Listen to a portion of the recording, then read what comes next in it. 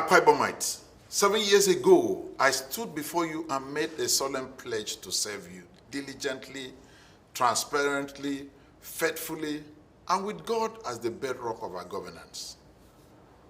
It was, to put it plainly, a distillation of the social contract with you, my dear people. It was a contract to move the lever of development and growth of our people and our state through industrialization and infrastructural renaissance, using the three gateways of development: land, air, and sea. It was a contract to provide quality healthcare and quality education to our children in line with the realities of the 21st century expectations. It was a contract aimed at engendering a new order to ignite entrepreneurial spirit in our people and show in practical terms that all we need to succeed and thrive is embedded in us, and that a reliance on government from cradle to grave was a self-limiting proposition that must and should be jettisoned. It was a contract to dare and dream, to prove doubters wrong, that even without controlling policies, where the passion is right and creativity shapes the heart and mind of a leader, great and enduring achievements can be made. It was a contract to rewrite the Akwa Ibom story and raise the profile of our state as an emerging industrial hub. It was a contract to restore peace, civility, and tolerance in governance by adopting the right tone and tenor in our daily engagements.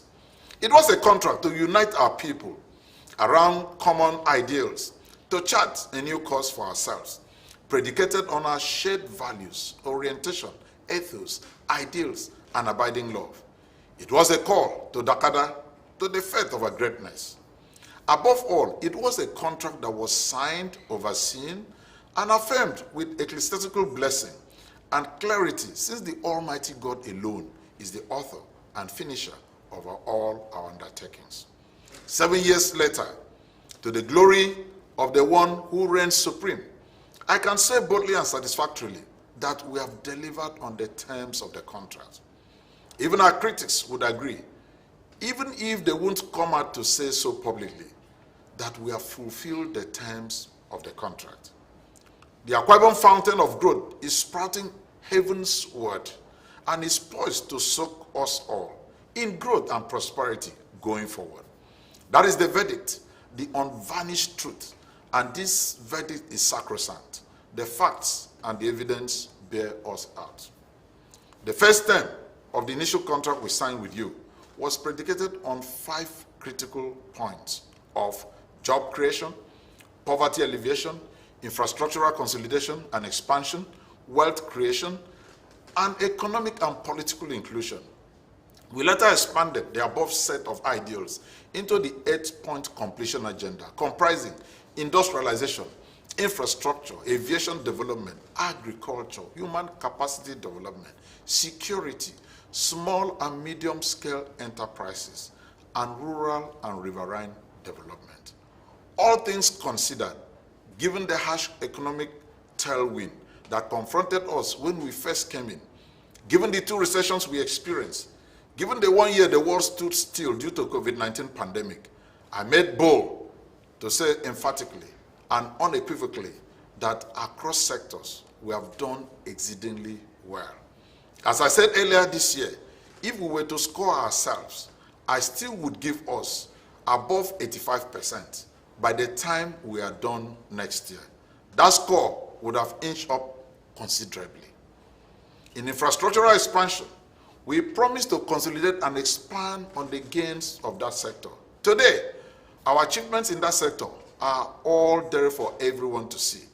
Let me start from the airport expansion project. I've always said that the soul and character of a state and the people are shaped or gauged right from the port of arrival. To drive up what I mean above, let me quote from what the President of Confederation of Football, CAF, Patrice Motsepe, the South African billionaire, a man who has extensive business concerns in over 40 countries, said on May 19th, when he led other presidents of the African Football Associations on a courtesy call at the Exco chambers of the Government House on that day. He said, I quote, "Let me commend you for the world-class infrastructure I've seen here.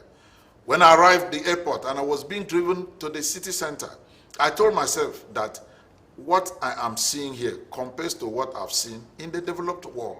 The roads are world class, and I want to thank you for your leadership and the peace you have ensured here, which is why we decided to come here, unquote. As one who has seen such developments elsewhere and what it does for the character of a city, I made the promise to expand the road leading to the city center to an headland boulevard. Today, work is seriously ongoing, and we hope to get the road commissioned before I leave office next year. The soul and the heart of our state, right from the airport, have been positively defined. As you enter the city center, you will soon be welcomed by a 10-lane, fully lit and fully manicured boulevard that will, upon being commissioned, would compare with any such major road in the world, the Udom Emmanuel Avenue. This road, a hugely economically viable road, cuts the traffic into the city center and shortens the travel time through the state, either from Nwoku in Ibesikpo Sultan or to Maniba Road in the heart of the city. Today, the value of landed property along that road has appreciated considerably.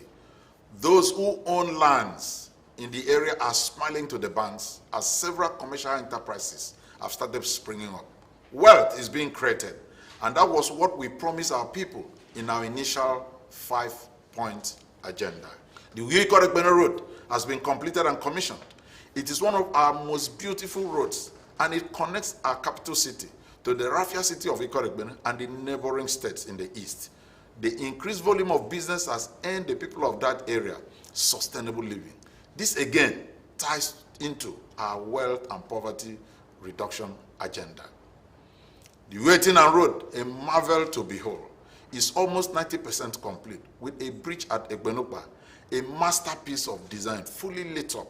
Today, goods and services are being transported seamlessly and painlessly along that corridor. The Ikorokwikona flyover, one of the longest in this part of the geopolitical zone, has been completed and commissioned. Etinan Donoyo Road, Eket Etinan Road, as well as urban roads in Oron, Eket and Ikoregbene and other localities have either been completed and commissioned or are currently ongoing. The glittering 21-story Dakada Towers today stands tall as a testament to an emerging commercial city and has helped define our skyline. Several multinational companies have signed leases in their determined efforts to tap into the prosperity whose foundation we are currently laying in Akwa Ibom State. All across the 3 senatorial districts and the 10 federal constituencies, we have built roads. Some have been commissioned, some are ongoing, and today the state can be linked seamlessly through a rich network of commercially viable roads.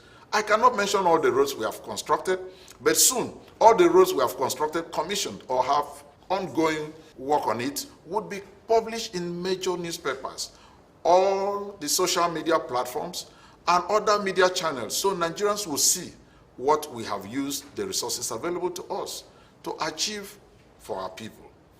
The perennial flooding along Sikado, which before we came in 2015, made that road impassable whenever it rains, has been addressed. The IBB flood control, a huge project done in collaboration with the World Bank, is ongoing. In the power sector, we promise our people power for all by 2021. As I speak, out of the 2,274 gazetted villages in our state, only 5% remains yet to be hooked to the national grid, making us possibly the only state with such a record. We have invested hugely in Ibom Power Plant, and this is a sector that is very critical to our industrialization efforts. The second layer of our gateway of industrialization and development is the aviation industry. Fellow Akwa Ibomites, whether you agree with us politically or not, you will agree with us that we have done a spectacular job in this sector. Today, Ibom Air, the legacy achievement in this sector, dominates the Nigerian aviation industry. A mere 3 years after it started commercial operations, the establishment of Ibom Air is a testament to creativity, to careful planning, and the belief that where the passion is right, nothing can be impossible to achieve.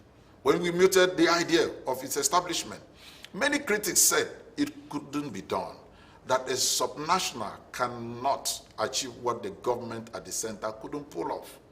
Today, Ibom A, with a fleet of 7 aircraft comprising 5 CRJ-900 Bombardier series and 2 brand new Airbuses, A220-300 series, with 10 more brand new Airbuses soon to be added to his fleet, has raised the profile of our state and has made the ease of doing business in our state appealing.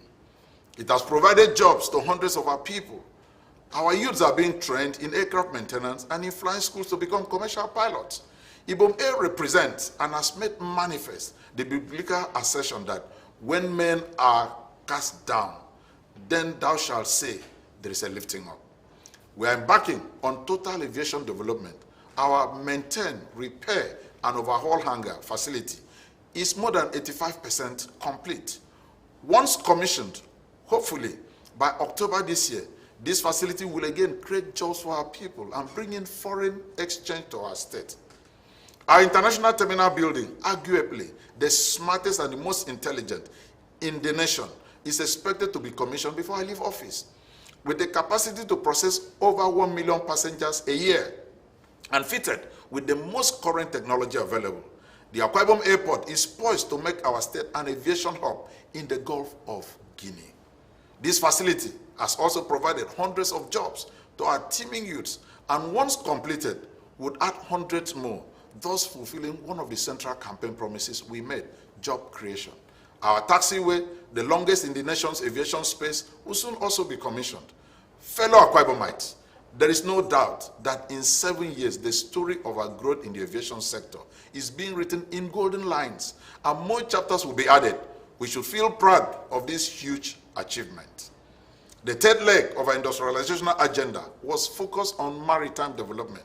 Today, the Ibom Deep Sea Port, which was awaiting approval by the Federal Executive Council, has finally been approved, thus situating us on the path for the realization of this great and impactful project.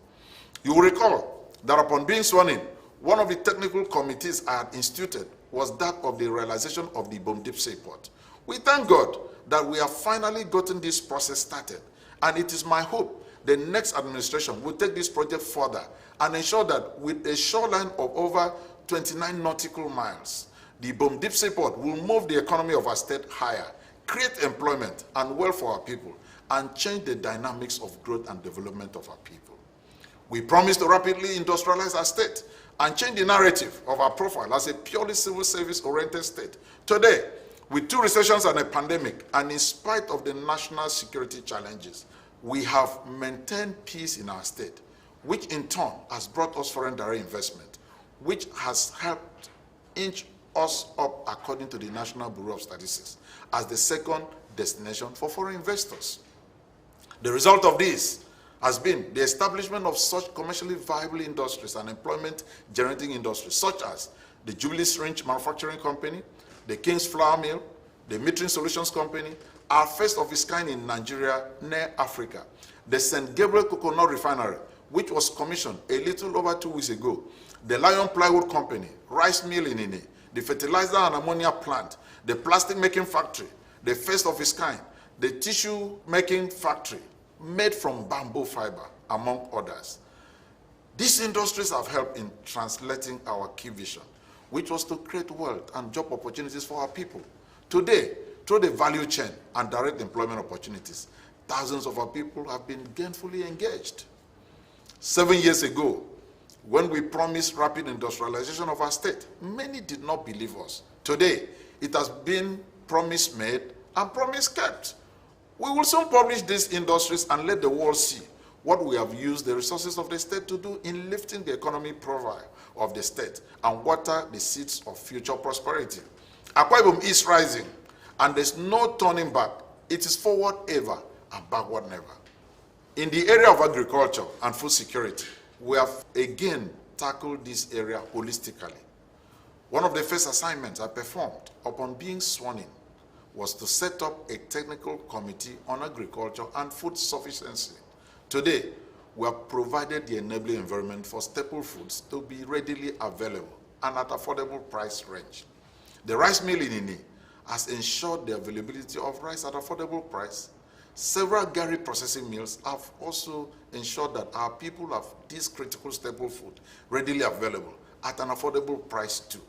we are producing vegetables such as tomato and others which were hitherto thought impossible in these parts. This we have done with the realization that government that is unable to feed her population can never appropriate the full potentials of the people. We are providing soft loans to our farmers through the Ibom Fadama Microfinance Bank, aimed at strengthening the spirit of agriculture, enterprises, and the extension of advisory services. The essence here is to leverage on our comparative advantage and export our agricultural produce. The recently commissioned coconut oil refinery factory with a capacity to refine and process 1 million nuts per day is a testimony to our determination to strategically diversify our economy through agriculture. Today, jobs are being provided for hundreds of our people through the coconut plantations in East Nobolo, Mkparenin, and Okobo to feed our coconut refinery in Mkparenin. In healthcare delivery, we promise to reconstruct and rehabilitate the general hospitals in the 10 federal constituencies and to improve both the primary and secondary healthcare services.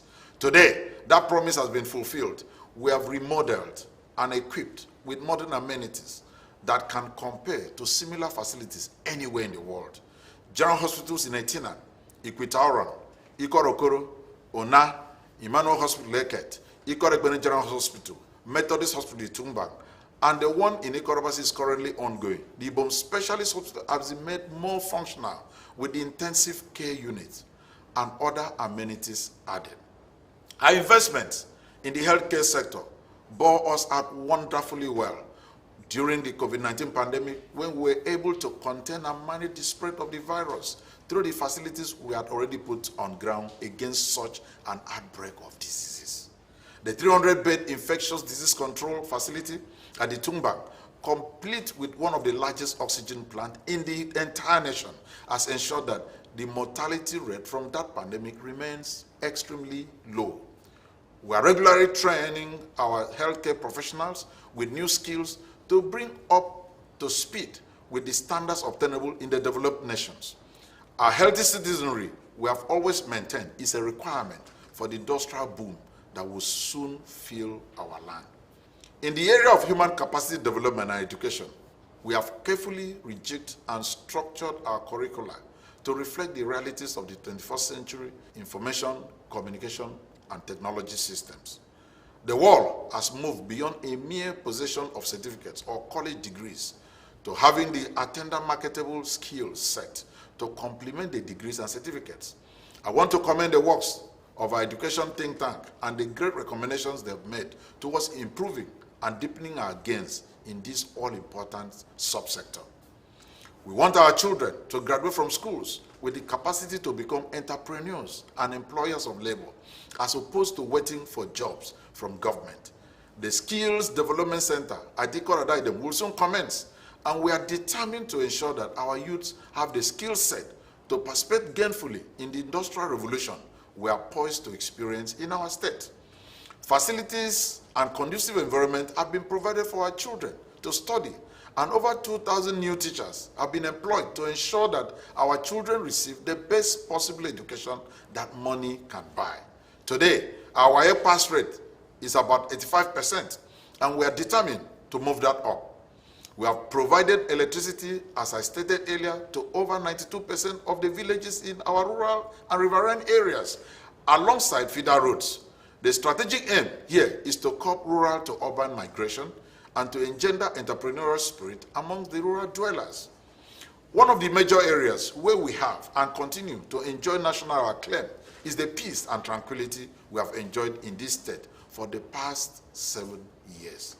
Let me use this opportunity to thank our security agencies and our youths for the deep and abiding spirit of cooperation they have shown us in this regard. We couldn't have enjoyed this national acclaim without their willingness to buy into our vision, especially our youths. Let me also commend and celebrate their resourcefulness and also their deciding factor to maintain and sustain the peace by shunning activities that would have imperiled our security and peace. Today, our state is the first destination or recommended venue for important national seminars. People are flocking here daily, and our hotel occupancy rate most times is almost 100%.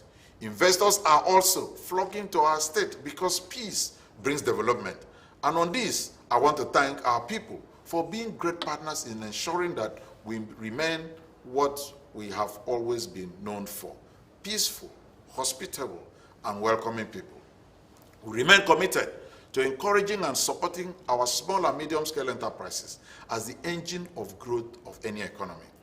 The steps we have taken to make our state attractive to investors, the peace we enjoy, and the hospitable and hardworking nature of our people, their creative energies will ensure that we grow our economy.